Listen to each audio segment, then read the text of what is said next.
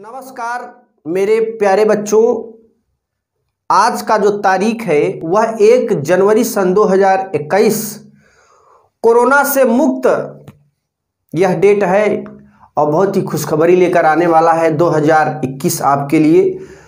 तो अभी से पढ़ाई चालू कर दीजिए क्योंकि आपके पास समय बहुत कम है और काम बहुत ज़्यादा है, वर्कलोड आपके ज़्यादा है। ठीक है, 6 सब्जेक्ट हैं, 600 नंबर के हैं, तो उन सभी को अच्छे से तैयार करने के लिए हम लोग के लिए एक अच्छा टाइम चाहिए। टाइम तो है बट आपके पास टाइम निकाल नहीं पाते हैं। उस टाइम को निकालने के लिए, अच्छा नंबर गेन करने के लिए आपको टाइम निकालना ही पड़ेगा। इसलिए अभी से, आज नहीं तो कल से निश्चित रूप से आज एंजॉय करिए। आज नया वर्ष है तो मेरी तरफ से आप सभी को नए वर्ष की हार्दिक शुभकामनाएं एवं अभिनंदन।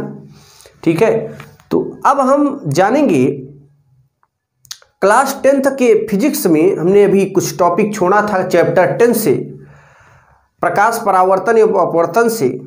तो उसी के आगे हम वीडियो लेक्चर को बढ़ाएंगे। तो अब हम जो बताने जा रहे हैं वो उत्तल लेंस की फोकस दूरी के लिए सूत्र का निगमन करेंगे। उत्तल लेंस की फोकस दूरी के लिए सूत्र का निगमन। तो सबसे पहले यहां पे एक उत्तल लेंस बनाते हैं।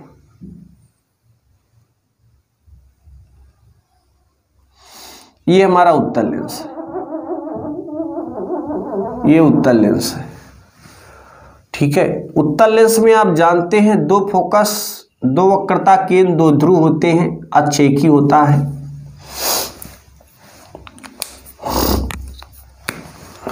यहां पर एक फोकस F1 है और यहां पर एक वक्रता केंद्र हम रख देंगे C1। इधर इन्फिनिटी पॉइंट होता है, उसको बनाइए या ना बनाइए। और यहां पर रखेंगे, सबसे पहले ये होता है हमारा प्रकाशिक केंद्र, ये पॉइंट, और वस्तु को हम यहां पर रख देते हैं वक्रता केंद्र पर। इस वस्तु का नाम है मेरे प्यारे बच्चों AB। ठीक है ना। जब प्रकाश की किरण मुख्य अक्ष के समांतर उत्तल लेंस पे पड़ेगी तो निश्चित रूप से अपवर्तन के पश्चात फोकस से होकर जाएगी ऐसे, और दूसरी किरण जब प्रकाशिक केंद्र से होकर जाती है तो अपवर्तन के पश्चात बिना विचलित हुए सीधे निकल जाती है। और आप ये चीज देख रहे हैं कि ये दोनों रेखाएं एक अपवर्तित रेखाएं हैं और यहां पे काट रही तो यहीं पे बनाएगा हमारा प्रतिबिंब। और ये कहां बनाएगा? वक्रता केंद्र C2 पर। ये है F2, द्वितीय फोकस। ठीक है ना।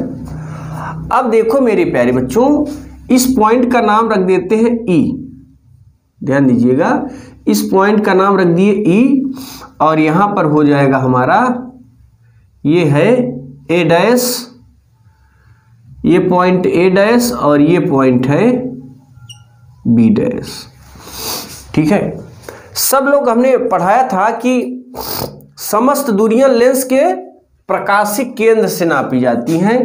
तो प्रकाशिक केंद्र से इस वस्तु की दूरी को U से, और चूंकि चिन्ह परिपाटी के अनुसार ये आपतित किरण की विपरीत दिशा में आ रहे हैं तो यहां पर माइनस कर देंगे, यहां पे माइनस हो जाएगा। फिर ये C से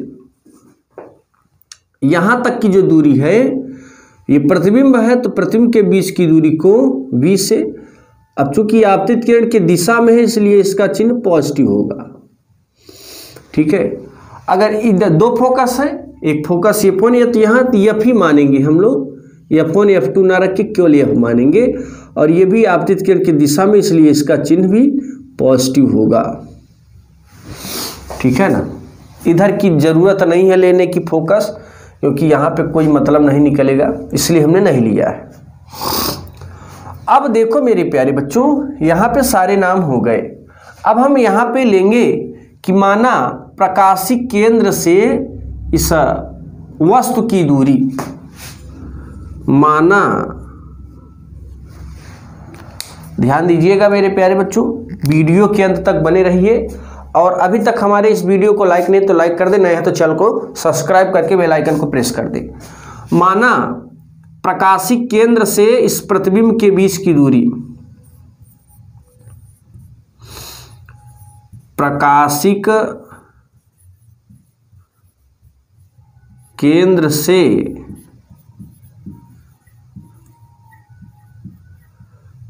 प्रतिबिंब की दूरी CA बराबर -u, ठीक है। फिर प्रकाशिक केंद्र से यहाँ पे प्रतिबिंब की दूरी CA' लिख दें इधर से, तो यहाँ पर +b कर देंगे। देखो पहले ये ना लेके ये लिया, क्योंकि यहाँ पे हम प्रतिबिंब शब्द लिख दिए हैं। प्रकाशिक केंद्र से प्रतिबिंब की दूरी CA' बराबर +b, ठीक है ना, +b। अब हम प्रकाशिक केंद्र से वस्तु की दूरी लेंगे। प्रकाशिक केंद्र से वस्तु की दूरी CA बराबर -u। तो ये रहा हमारा प्रकाशिक केंद्र से वस्तु की दूरी। मेरे प्यारे बच्चों, अब हम देखेंगे प्रकाशिक केंद्र से फोकस की दूरी। प्रकाशिक केंद्र से फोकस की दूरी CF2 बराबर +f। ये रहा हमारा डिस्टेंस। अब हम यहाँ पे ट्राइंगल लेंगे। देखिए यहाँ पे 4 ट्राइंगल आपको दिखाई पड़ेंगे, चारों लेना है। BAC ये समकोण त्रिभुज है, क्योंकि ये जो वस्तु है ये H के लंबवत है। तो BAC और समकोण त्रिभुज CA'-B', यानी ये वाला त्रिभुज और ये वाला त्रिभुज एक साथ लेंगे। और दूसरी चीज यहाँ पे जो बन रहा है ECF2 F2A'-B', यहाँ पे 2 त्रिभुज साथ में लेंगे। और दोनों ये चारों आप त्रिभुज देख रहे हैं समकोणीय है। दूसरी चीज जरूरत पड़ने पर ये जो EC है ना, EC ये AB के बराबर हो जाएगा, ठीक है। EC बराबर AB लिख देंगे जरूरत पड़ने पर। अभी तो जरूरत नहीं है, इसलिए अभी हम केवल बता के काम को चलाएंगे। तो सबसे पहले हम त्रिभुज लेंगे BAC, त्रिभुज BAC और त्रिभुज CA'-B' एक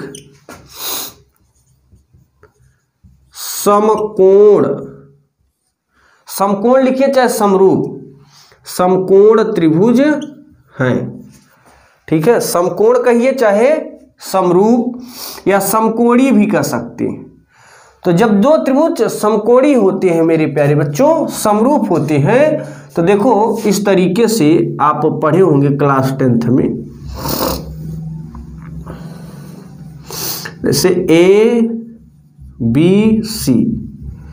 PQR, जब 2 त्रिभुज के आपस में कुछ गुण आपस में समान होते हैं तो उनके संगत भुजाओं के अनुपात आपस में बराबर होते हैं। यानी ये भुजा AB और ये भुजा बटे PQ बराबर ये भुजा बटे ये भुजा, यानी BC बटे QR, फिर बराबर ये भुजा बटे ये भुजा AC बटे PR।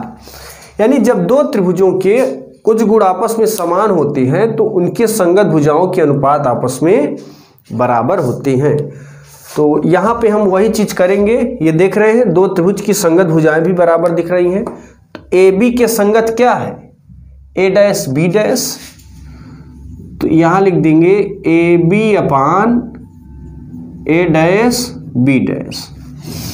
फिर CA के संगत है CA', CA के संगत है CA डैश, समीकरण 1।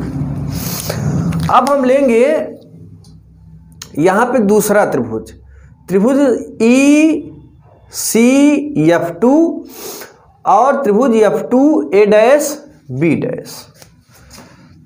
त्रिभुज ECF2 और त्रिभुज F2A डैश B डैश भी एक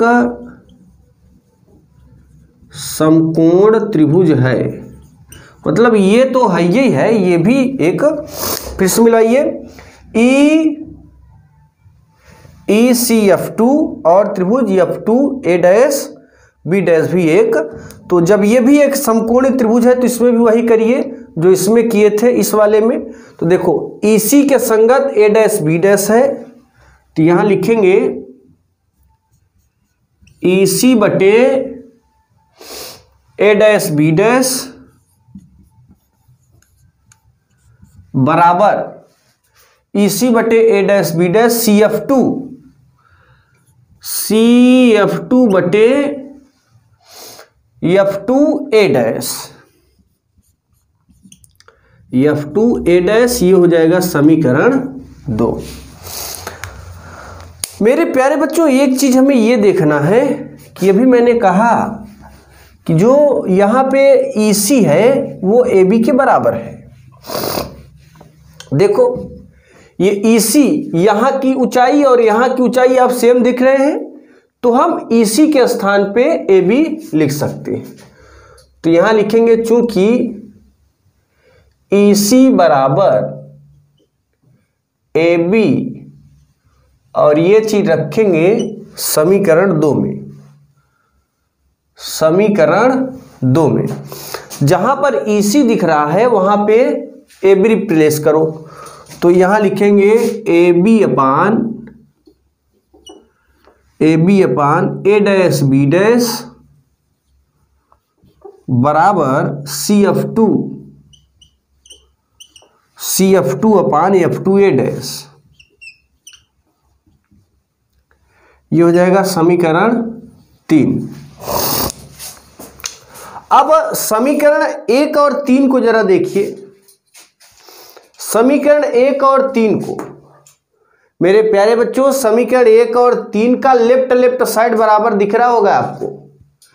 गणित का नियम कहता है, देखो गणित का नियम कहता है x बराबर y हो और x बराबर z हो, x बराबर x के तो y बराबर z हो। पापा बराबर मामा और पापा बराबर नाना, ध्यान दीजिए, पापा बराबर मामा, पापा बराबर नाना। अगर पापा बराबर पापा के हैं तो मामा बराबर नाना के हो जाएंगे, मामा बराबर नाना के हो जाएंगे। ये गणित कहता है, ये हम नहीं कहते, याद रखिएगा। ये गणित के नियम कहते हैं मेरे प्यारे बच्चों कि जो मामा है वो नाना के बराबर हो जाएंगे अगर दोनों के बराबर पापा है तब। तो यहां पे समीकरण 1 और 3 से अगर लिख दें, समीकरण 1 और 3 से जरा देखो, समीकरण 1 और 3 से लेफ्ट बराबर है तो केवल राइट लिखना है बराबर, यानी CA अपान CA डैश बराबर CF2 बटे F2A डैश। यहां पर हमें पता करिए कि किसका मान दिया है, किसका मान निकालना है। किसका मान इसमें नहीं दिया है, किसका मान निकालना है, जरा इसके बारे में हम समझते हैं। तो यहां पे इस चीज को देख लेते हैं, ठीक है, इस चीज को समझेंगे। एक रॉड नहीं जल रही भाई, ठीक है ना। चलिए अब देखो मेरे प्यारे बच्चों, यहां पर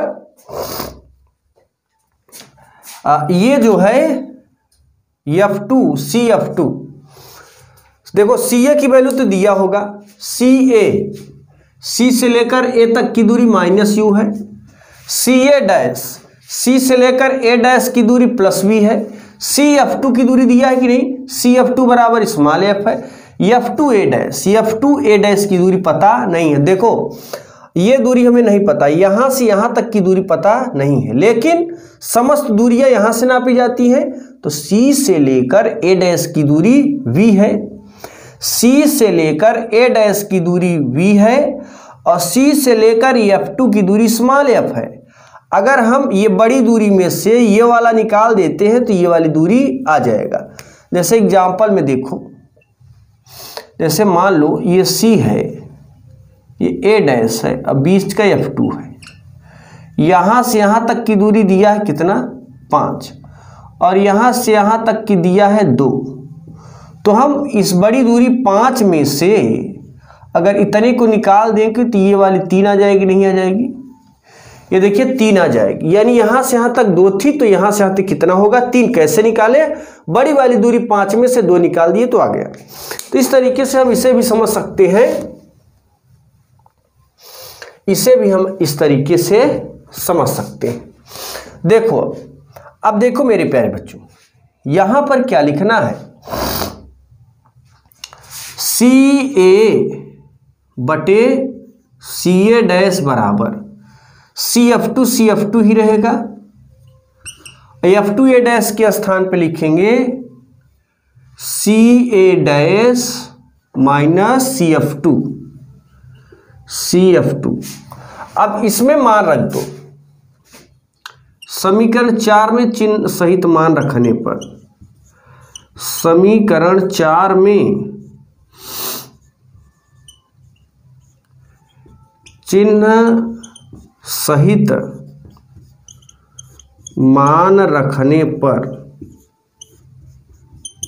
चलो मान रख दो चिन्ह सहित। CA की वैल्यू कितनी दी गई है जरा ध्यान दीजिएगा, CA की वैल्यू C से A तक की वैल्यू माइनस U यहां पे रखेंगे, CA डैश यहां से यहां तक की दूरी प्लस V बराबर CF2 की है स्मॉल f, CA की है V और CF2 की स्मॉल f है। कैंची काट गुणा करो, इसका इसमें इसका इसमें, इसका इसमें करोगे ये हो जाएगा minus U V minus F बराबर VF। अब इसका गुणा इसमें करो, U का गुणा V में तो ये हो जाएगा UV minus minus plus UF बराबर VF। अब क्या करोगे मेरे प्यारे बच्चों, ये चीज इधर ले जाओ और इसको उधर ले जाओ। तो ये पहले लिख देंगे UF, ये इधर आएगा माइनस में हो जाएगा VF बराबर UV। ये हो जाएगा समीकरण 5। समीकरण 5 में UVF का मान रखने पर, मान रखोगे तो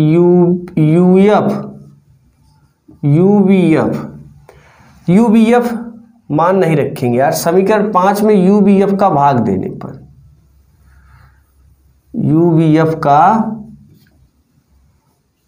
भाग देने पर, देखो भाग दोगे ना तो सभी पदों में देंगे, UF में UVF का भाग देंगे, VF में भी UVF का भाग और UV में भी UVF का, तो ये हो जाएगा UF अपान UVF, UV अपान UVF, ठीक है ना। इसमें भी UVF का भाग दिया माइनस इसमें भी UVF का भाग दिया और इसमें भी UVF का भाग दिया। तो ये देखो UV से UV कैंसिल, VF से VF कैंसिल और UV से UV, तो ये हो गया 1 अपान V माइनस 1 अपान U बराबर 1 अपान F। तो मेरे प्यारे बच्चे याद रखिएगा, यह उत्तल लेंस के लिए फोकस दूरी का फार्मूला है। और सेम इसी तरीके से हमारे अवतल के लिए भी फार्मूला है, ठीक है। तो इस तरीके से ये हमारा जो फार्मूला है वो यहाँ पे कंप्लीट होता है।